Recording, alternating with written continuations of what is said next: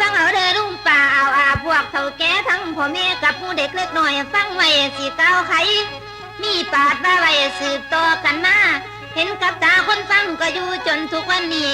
หลักฐานมีมาพร้อมเห็นกับตาพวกพ่อแม่มึงที่ไว้สู่มือมีไว้ให้ท่านเห็นบ่แม่นหลานที่เว้าเล่นเอามาว่าเป็นความเดา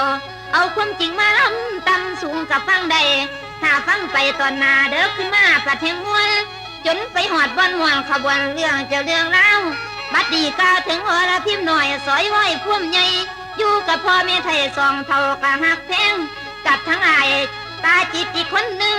กับไปแก้วไอ้ขวัญอยู่น้ำกันพร้อมๆพ่อให้น้องจะซื้อนิ้วเพิ่นก็หักน้อแก้วเสมอดังดวงตาสิไปมาทั้งไหนพี่ก็ไปเป็นเพื่อนอรพิมพ์สิไปเล่นอายพี่จิตเพิ่นกะเคียยามนางหิวหอดเขาวันอายกะเย็นคำเพียนพำเลียงจนนางใหญ่เสมอตาอายพี่จิตแพงหักพำเพียนถนอมตุ้ม